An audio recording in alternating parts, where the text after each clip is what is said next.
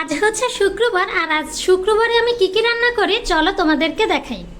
আজকে হচ্ছে মুরগির মাংস রান্না করব, তার জন্য কিন্তু এখানে মুরগির মাংস হলুদ আর লবণ দিয়ে মেখে রেখেছি। তো যে দেখো কত বড় একটা লাউ, এই লাউটা হচ্ছে ডাল দিয়ে রান্না করব, আর মুরগির মাংসের ভিতরে হচ্ছে আলু দিব, আর এখানে হচ্ছে পেঁয়াজ আর রসুন কেটে রেখে দিয়েছি। তো চলো রান্নাগুলো শুরু করে দিই।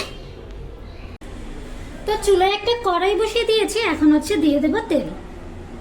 আমি তেল দিয়ে দিয়েছি, এখন হচ্ছে তেলটা গরম করে নিব।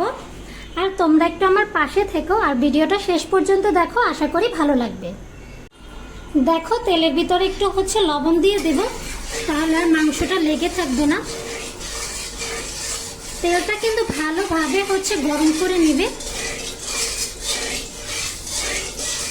তেল আমার গরম হয়ে গিয়েছে, এখন হচ্ছে হলুদ লবণ মেখে রাখা মাংসগুলো দিয়ে দেব।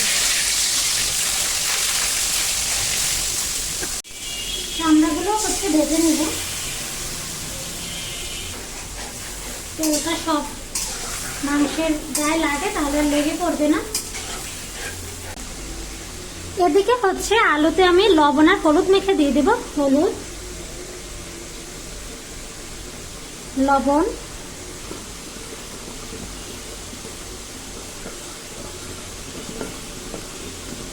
আলুগুলো হচ্ছে আমি ভেজে নেব, তার জন্য লবণ আর হলুদ মেখে নিয়েছি। তো দেখো এখন হচ্ছে আমি মাংসগুলো উঠিয়ে নেব। মাংসগুলো হচ্ছে বেশি লাল লাল করে ভেজে নিব না, এখন হচ্ছে এগুলো আমি উঠিয়ে নেব। আমি যেমনটা চেয়েছিলাম তেমনটাই হচ্ছে ভেজে নিয়েছি।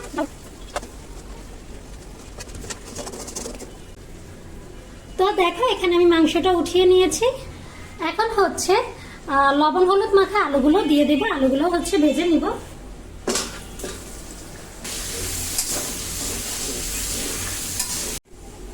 তো দেখো এখানে হচ্ছে আমার আলু ভাজা হয়ে গিয়েছে, এখন হচ্ছে আলুগুলো আমি উঠিয়ে নিব।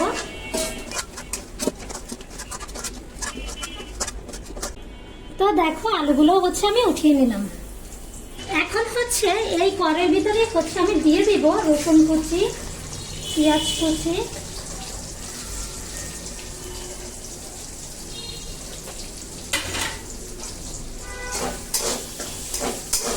প্রথমে পেঁয়াজ আর রসুনটা একটু ভেজে নিব।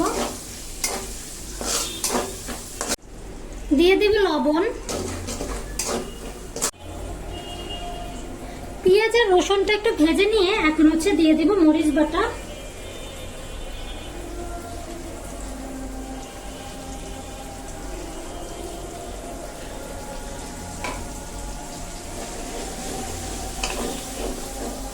অনেকটা পরিমাণ কিন্তু মরিচ বাটা দিয়ে দিলাম।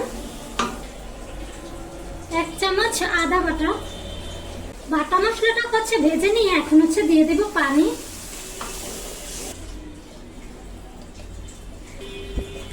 এখন হচ্ছে দিয়ে দিলাম জিরার গুঁড়া 2 চামচ, হলুদ 1 চামচ, সবকিছু দিয়ে ভালোভাবে মশলাটা কষিয়ে। তো দেখো এখানে হচ্ছে মশলাটা ভালোভাবে কষিয়ে নিয়েছি, এখন হচ্ছে মাংসগুলো দিয়ে দেব। এবার মাংস দিয়ে হচ্ছে কিছুক্ষণ কষিয়ে নেব। দেখো এখানে মশলার সাথে মাংসটা ভালোভাবে কষিয়ে নিয়েছি, এখন হচ্ছে দিয়ে দিব আলু।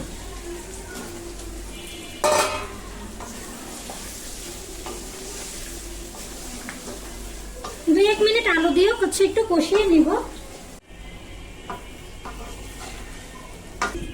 তো দেখো 2-1 মিনিট ভালোভাবে কষিয়ে নিয়েছি, এখন হচ্ছে দিয়ে দেব পানি। তো দেখো এখানে হচ্ছে আমার মাংস রান্নাটা হয়ে গিয়েছে, এখন হচ্ছে এটা উঠিয়ে নিব।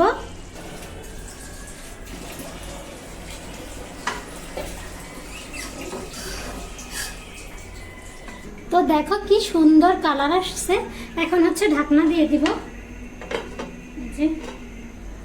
এরকমের থাক, এই যে এতটা রেখেছি, এখন হচ্ছে এটা উঠিয়ে নেব, তারপর হচ্ছে পরে রান্নাটা করব। তো শেষ পর্যন্ত থাকো আমার সাথে, অবশ্যই ভালো লাগবে। এখন হচ্ছে এই লাউটা এখন কেটে নেব।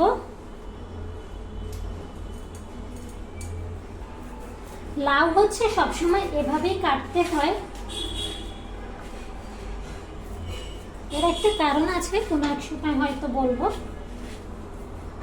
তোমরা হয়তো অনেকেই জানো, তোমরা যদি কেউ জেনে থাকো তাহলে তো কমেন্টে বলবে। আর না জানে থাকলে সেটাও কমেন্টে বলবে, একদিন জানাবো।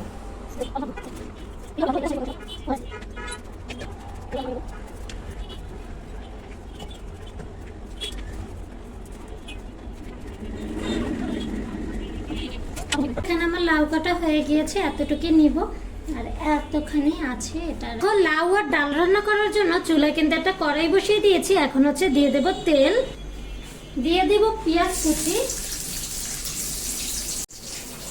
দিয়ে দেব হচ্ছে নাগামরিচ কেটে,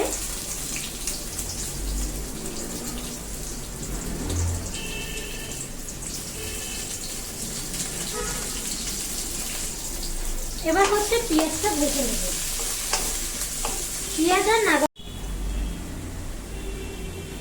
পেঁয়াজটা মোটামুটি ভেজে নিয়ে তার ভিতরে দিয়ে দেব মুসুরি ডাল ধুয়ে রাখা।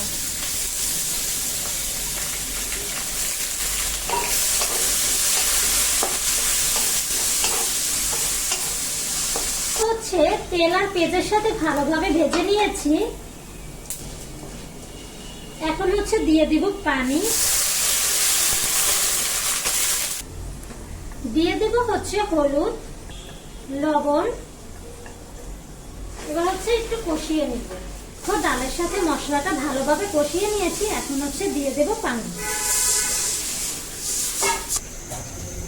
আরো এক বাটি পানি দিয়ে দিলাম। এবার হচ্ছে তো দেখো পানিটা যখন ফুটে আসবে তখন হচ্ছে ধুয়ে রাখা লাউগুলো দিয়ে দিব।